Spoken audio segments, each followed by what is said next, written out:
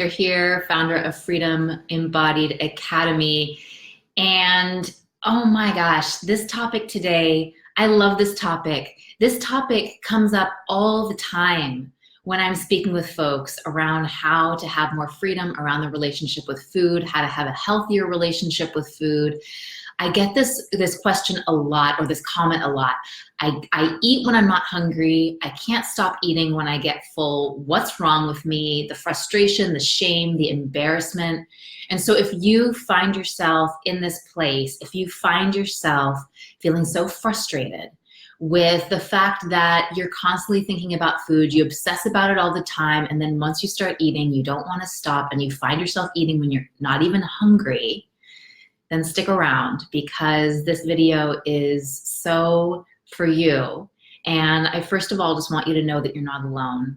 I felt so alone for so many years and so misunderstood, and didn't understand why I would rather cancel plans with other people and just be at home and eat, and why I couldn't stop eating, and why I would want to eat food even when I wasn't hungry, and I would be eating it saying, I'm not even hungry, but I can't stop right now. Hey, Jen, my love, good to see you. I remember I was just thinking this morning, one of the things that I used to eat, it's amazing how someone like me who had this really, really unhealthy relationship with food could take sort of healthy things and put them together and make them really, really unhealthy. So for me, that was with oatmeal and peanut butter. So I had this obnoxiously addictive relationship with peanut butter, and I couldn't even make it home. I would buy it at the store, and I couldn't make it home without eating half of the jar on the way home. And one thing I started to do was I started to mix oatmeal with peanut butter. And this became something, I don't know if you've ever had this, if you're somebody who obsesses about food or is addicted to food, you get a thing that you just can't stop eating. It's like the thing that you want all the time.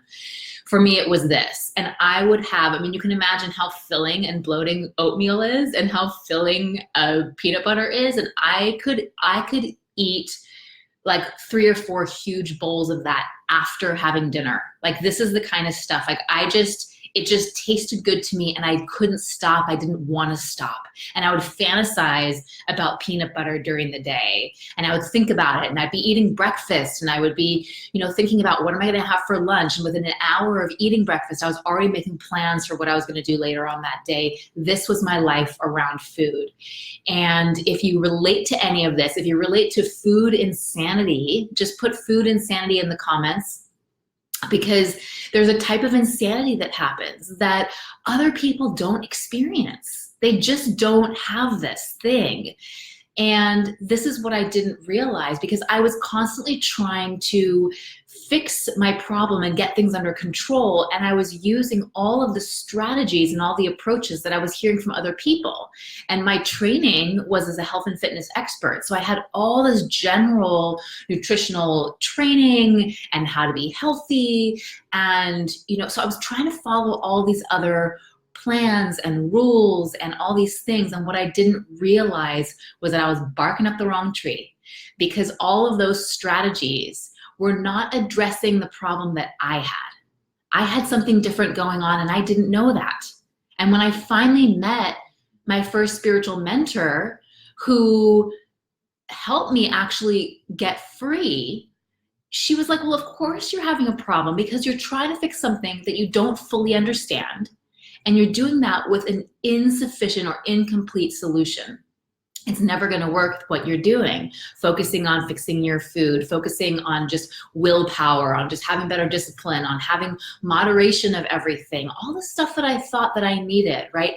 And so in our video today, what we're talking about today is, what does it really, really take? And if you are somebody who is finding that you eat when you're not hungry, that you think about food all the time, that it's sort of your default, your go-to, and that even when you start eating, you don't want to stop, or when you start getting full, you could still go on and have the equivalent of your own version of the 3 or 4 bowls of oatmeal and peanut butter, then let's get real. Let's talk about what really needs to happen, what we really, really need to get. And I'd like to start that with talking about really understanding what addiction is. Because I think sometimes when we start talking about food addiction, and there's many, many people out there who use the term food addiction, they'll talk about it in many, many different ways.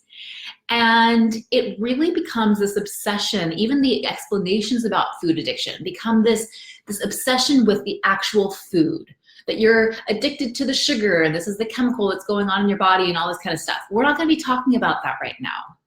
What we're going to be talking about is addiction in general.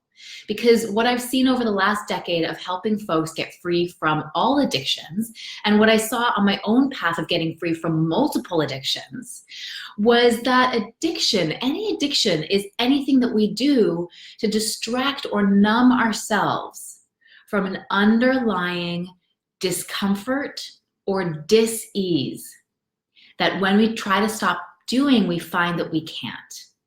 And so food addiction then is when we go to food to distract or numb ourselves from an underlying discomfort and dis-ease, and then when we try to stop doing, we find that we can't. This is really, really important to get, because as long as we are trying to fix our food problem at the surface level without addressing the underlying discomfort and dis-ease, we're never going to ultimately have freedom. We're going to try to control things. We're going to try to be good. We're going to try to stick to the plan. We might have some sort of quote unquote success for a while, like, oh, I lost this weight and I stick to this plan and I'm eating this way now. And that is not ultimate freedom. When I talk about ultimate freedom, I'm talking about no longer obsessing about food. I'm talking about feeling intuitively guided to the foods that you're eating, feeling really good about it, and that you naturally satiate when you start eating and you get full. You only eat when you are hungry, and you don't eat when you're not hungry. In fact, you don't even think about food when you're not hungry. That is the experience I have today. That is the experience that I see happening for the folks who do the things that I'm about to share with you today. And so this is why I really, really want for you to get this stuff, because I speak with way too many people who are barking up the wrong tree, just like I was, who feel frustrated, who feel a lot of shame, who feel a lot of embarrassment, and have done what I did. See, what happens is when we are barking up the wrong tree, we make it about us. We think that there's something wrong with us, that we can't do it the way other people do it, that we can't stick to the plan. Why is it so hard for me? Why can't I have this willpower? Why can't I have this discipline? Why can't I just get it under control? Why can't I just stop at one? Why do I have to have the whole thing? And we get more and more down on ourselves, and we lose more and more self-confidence. And here's the thing, is that it's not that we are inadequate or there's something wrong with us. It's that our solution, our approach, our strategy has been inadequate. So let's talk about what we need to actually do. What we need to actually do is we need to address this underlying discomfort and dis-ease.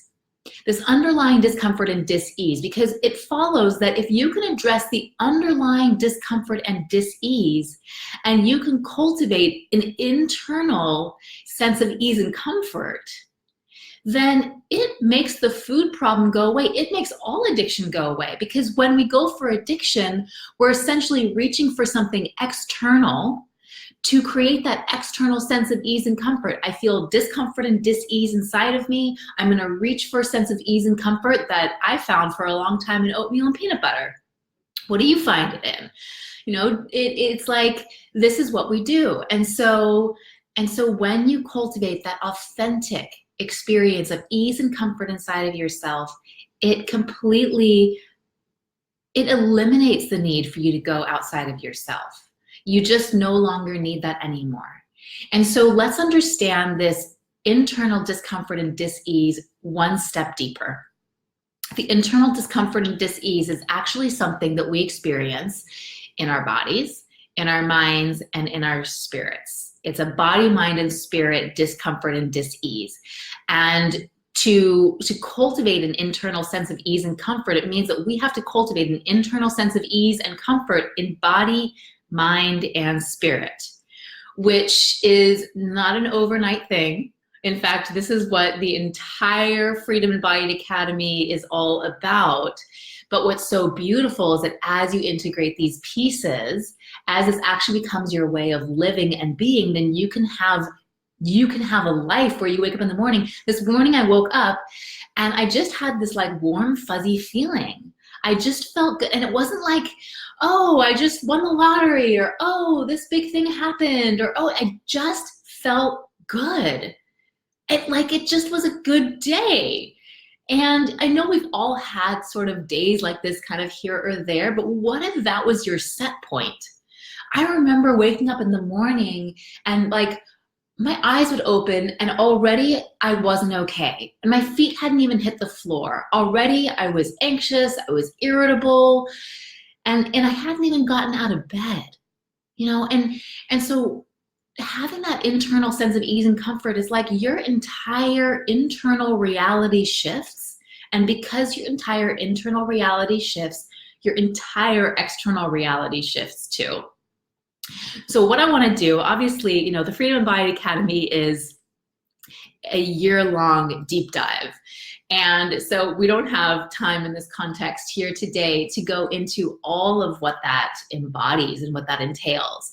But I do want to just pull some key pieces to support you in getting on that path of coming back to a place of internal ease and comfort. And I say come back to, and some people say, Deb, I don't think I ever had a sense of internal ease and comfort. And I say, okay, well, great. Well, then come home to yourself at the deepest level. And this is what the experience is. And so let me help you with some tools to help you to come home to yourself at the deepest level, to come back to that internal sense of ease and comfort. So the first thing is to support you in cultivating that internal ease inside of your body. Now, you know, you might be in lots of different places.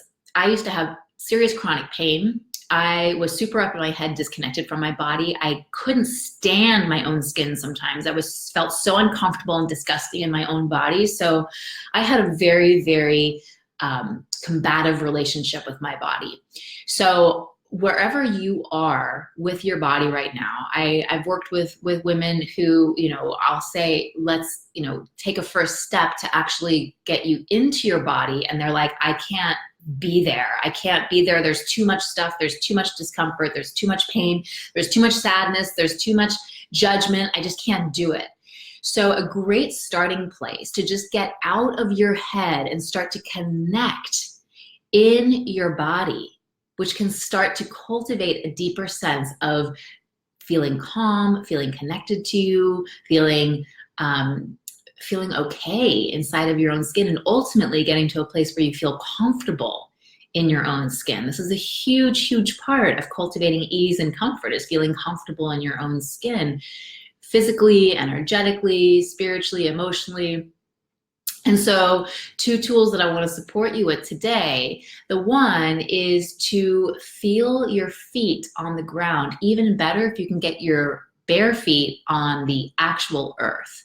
It's incredible for you to just start to feel your feet on the ground. You can even do it right now with you putting your feet on the ground, taking a breath, and just allowing your awareness to go all the way down to the soles of your feet.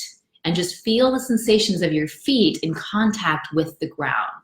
And you can take another breath there, just noticing all the sensations, the tension, the tingling, the temperature. Maybe it's warm, maybe it's cold, maybe it's clammy, whatever you've got going on with the soles of your feet, but just bring your awareness there. It's so, hey, Laura Jo, it's so powerful to just get out of your head and just start to land, just start to ground inside of yourself. Another great way to start cultivating a connection in your body so that you can get on that path of cultivating more ease and comfort in your physical body is to tap into your senses. So your 5 primary senses, if you can start really tuning in, like your sense of hearing right now, If you can just bring all your awareness to the sounds that you're hearing, including my voice, including the hum of electricity, or maybe some birds or some cars going by, if you can just listen to all the things, if you can tap into your senses, your 5 senses, it's a great way to just get into your sensory experience, which is getting into your body experience. These are all wonderful ways of getting out of your head and getting into your body. So again, anything that is having you sense, that's having you feel, that's having you ground, that's calling you into a deeper place of presence, these are all access points to support you in being able to cultivate a more authentic internal experience of ease and comfort inside of yourself. Now, even if you have chronic pain, I know that one of the things that with my pain was that I had so much frustration about it that I would feel the pain and I didn't want to feel the pain, and I would resist feeling the pain, and I would kind of push myself away from that.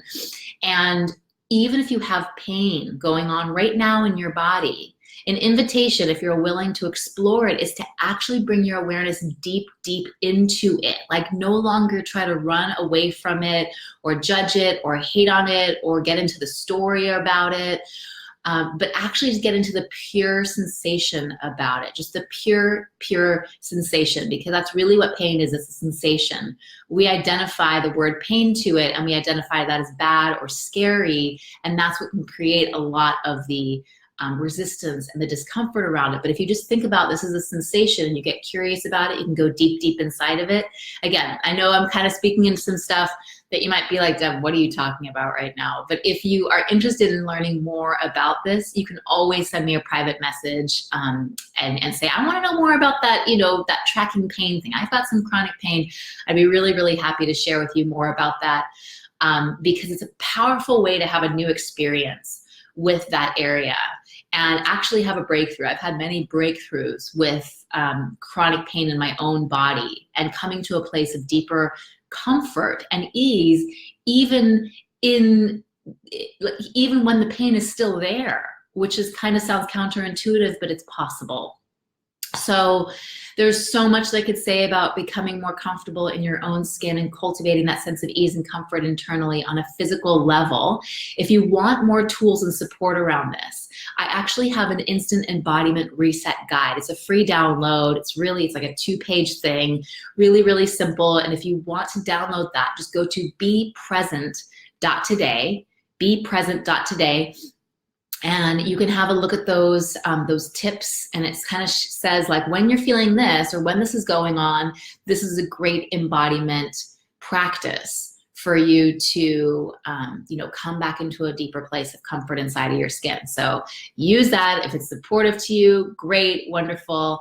I hope it can help. And now I want to talk about how to create greater ease and comfort inside mentally, so in your mind, right? Because we have this discomfort and dis-ease that goes on that drives us towards food, that drives us towards eating when we're not hungry or not stopping eating when we're full. And so now we're really looking at what do we really need to do here in order to cultivate that internal sense of ease and comfort on the inside, so that we're not being driven to reaching for an external source of ease and comfort on the outside. And so the first thing is to cultivate the ease and comfort physically. The second is to cultivate ease and comfort mentally. So again, I guide women through a whole year-long program about this very topic. However, one thing that I find is helpful in any context at any time is to really stop trying to figure things out. We have this tendency, our mind thinks that it knows what we need. It thinks that it knows how things are and how we are and what's possible and how it is. Our mind is so stuck in all this stuff. We can't stop telling ourselves our own story. We can't stop writing our own story. And here we are, oftentimes, wanting to have a new experience, right? If we have a reality of, I keep on eating when I'm not hungry, I'm not stopping eating when I'm full, I want a new reality, I want a new experience, what's gonna hold us back from that, what's gonna actually hold us hostage is the extent to which we stay stuck in our story. stuck in the story of, well, I know that I just need to, make better choices. I know I need to stay away from the sugar.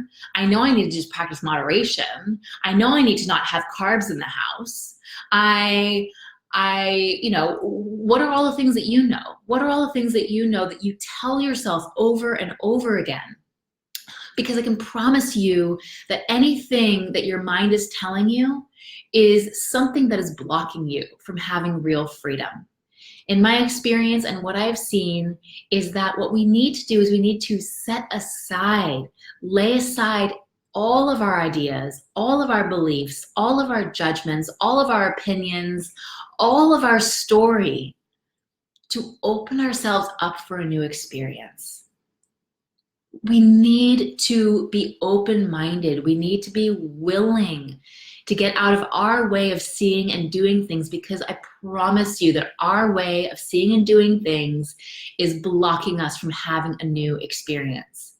And so the best way, the fastest way to start cultivating an internal sense of ease and comfort in your mind is to set aside all your stuff and say, you know what? There is a new experience that I want to open myself up to. I share with the ladies in the academy something called the set aside prayer, and it goes something along the lines of, please help me to set aside everything that I think that I know for an open mind and a new experience. And so what would it be like for you to actually commit that prayer or that authentic ask to your own day-to-day practice? Please allow me to set this aside. Open me up for what I don't know. Open me up for what I can be available to. Because I never thought that freedom was possible. Jen, did you ever think that freedom was possible? I mean, I never ever thought that it was possible, or possible for me. Maybe it was possible for you, but it wasn't possible for me. And so as long as I was telling myself that story, I wasn't open for a new experience. It required me to set aside what I thought I knew, to open myself up for what I didn't know, and to be available to receive a whole new level of tools, of support, of connection, and of divine access, right? Divine inspiration, divine access, divine intuition. I had to become open to a whole new level of things that I never could have been open to if I was just trying to do it my way. Zoe, I'm so glad that you are here. Welcome, welcome. So again, the mind thing is, we could spend a long time getting into this as well, because I find that this is the thing that will hook us, that will hold us hostage, that will hijack us from the path of freedom, is this mindset that says, I'm never gonna have freedom. I'm always gonna have this problem. Maybe that's great for you, Deb, but it's not gonna work for me. Or, I just want what I want. Or I just need to be more disciplined. Whatever's going on in your mind, I could tell you that you will benefit greatly by setting aside any story you have about yourself, about what you need, about who you are, about how it is. Set it all aside, say that set aside prayer if that works for you, and open yourself up, because there is a level of peace of mind that you didn't even know was possible. There is a level of ease that you didn't even know was possible. There is a life waiting for you that is absent of obsession and that constant gnawing feeling of anxiety. There's a life of you of enjoyment and relaxation, and actually moving in the direction of what sounds like fun and what inspires you, versus constantly trying to plan and think 5 steps ahead so that you can make sure you get what you need, or feel safe, or not lose what you have. And I want you so deeply to have this life, because it's available for you. It's available for anybody who is willing to get honest and willing to show up and do the deeper work. That's really what it is. Okay, so that brings me to number 3. So I talked about, again, if you're just tuning in right now, we are speaking about why you eat when you're not hungry. It's not about the food. It's not about, you know, your addiction to, you know, the sugar and the chemicals and the whole thing. That's all good and nice. That you go talk to another expert about that, because that's not what we're here talking about today. We're not talking about any of that stuff. What we're talking about is any addiction, whether it's your relationship with TV and Netflix, whether it's your relationship with food, whether it's your relationship with relationships, whether it's your relationship with work, right? Whether it's your relationship with control or busyness or alcohol. Any addiction is driven by an underlying discomfort and dis-ease. And a solution for any addiction is to cultivate an internal sense of ease and comfort, because when you cultivate an internal sense of ease and comfort, you no longer need to reach for an external source of ease and comfort. It makes the problem go away. You don't have to figure it out. You don't have to obsess about it. You don't have to be good. You don't have to make better choices. You don't have to learn how to manage it. The problem vanishes. And in its place, you actually feel okay in your own skin. You have this general sense you're going to be okay no matter what. You actually have the confidence to put yourself out there and to authentically shine your light, because you're not being weighed down by all those things going on internally. This is what we're talking about here today. We've already spoken about 2 things: how to cultivate internal ease and comfort in your body and in your mind. And the third thing right here is how to cultivate that internal ease and comfort in your spirit. Again, I'm sharing with you a strategy or a tip that can get you on the path of this, you know, this cultivating an internal sense of ease and comfort, and having that and having lasting freedom is something that I actually teach over an entire year within the Freedom Embodied Academy. And there's things that you can start implementing right away, right now, that can really get you on that path of cultivating that internal sense of ease and comfort. So the third piece here is how to cultivate that internal sense of ease and comfort spiritually. And what I'll share with you here is listen and follow your inner guidance. Listen for your inner guidance. You know, so many people say, I know I need to pray, I know I need to meditate, I know I need to meditate, I know I need to do this more, blah, blah, blah. That's great, that's great. There's all kinds of meditation that's out there in the world. There's all kinds of prayer that's out there in the world. What I'm inviting you to do isn't a type of meditation or a type of prayer or anything like that. What I'm inviting you to do is to get quiet enough with inside of yourself where you can actually hear the voice that is talking to you from within. Because I guarantee you, every single one of us is getting inner guidance constantly. Constantly. If you were to ask yourself right now, where do I need to get honest? Just ask yourself that. Just take a breath. Bring your awareness down to the soles of your feet. Good. And just ask the question, where do I need to get honest? Just take a breath. And just feel that question, almost like you're swallowing that question into your body, just letting that question move into your system, all the way down into your belly.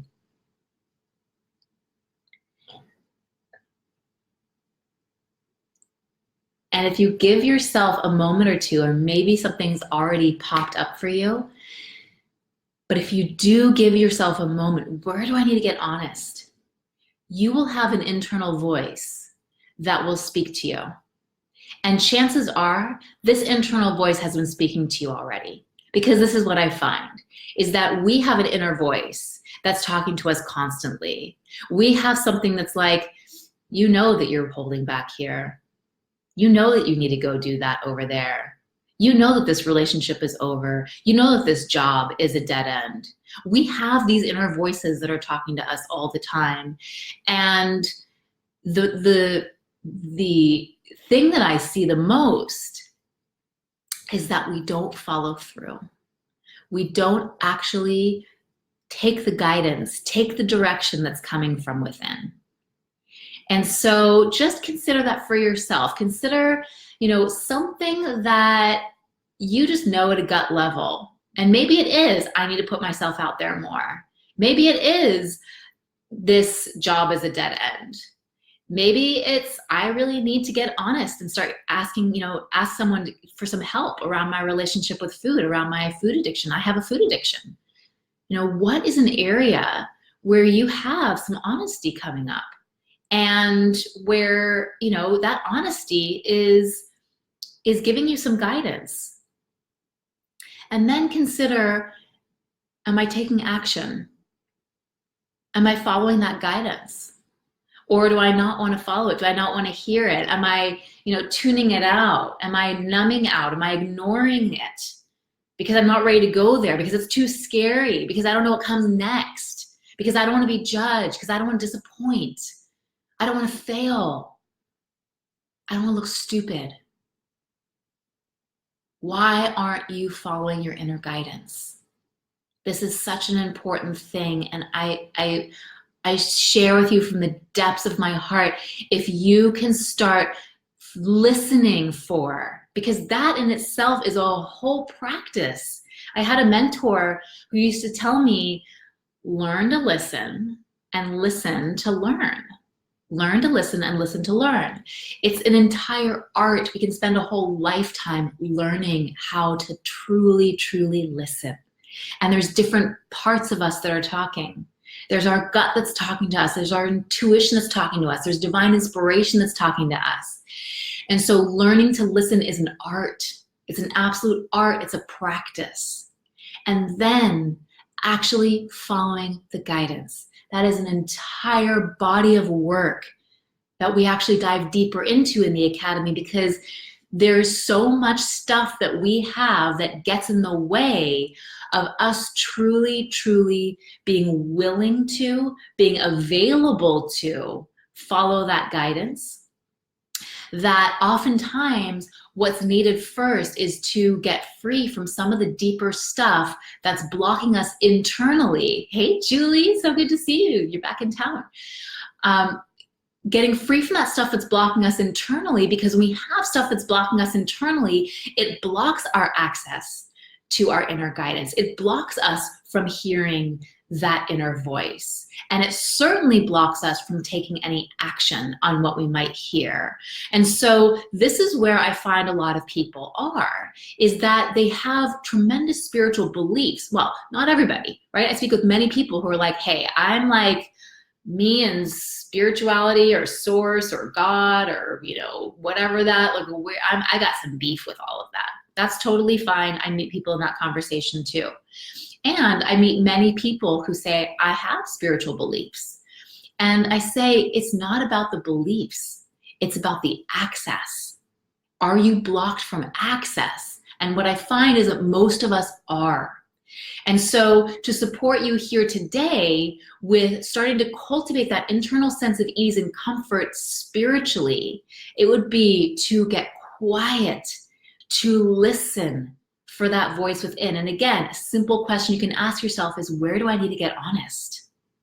Where do I need to get honest? Your inner voice will talk to you.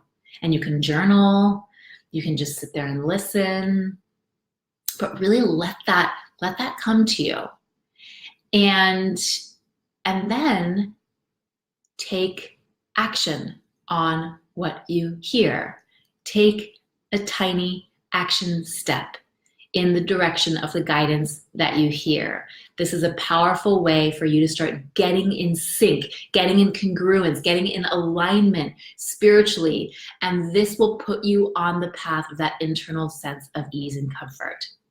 So, wow, we covered a lot of ground today. If you're just tuning in right now, I hope you go back and listen to the whole thing, because there was so much juiciness and so much richness. I would love to know what your biggest takeaway was, and I would love to know which of these 3 things, cultivating ease and comfort bodily, mentally, or spiritually, you're going to implement today. You're going to put into action today, because this stuff is really inspiring. And as long as it stays in information land, it doesn't do anything in your life except become more information for you to chew on and feel guilty about. And so, guilty about because you're not taking action on. And so by taking action, you actually get in the embodied journey on the trajectory of freedom. And I want that for you. So thank you for tuning in. I will connect more with you soon. Bye for now. Mwah.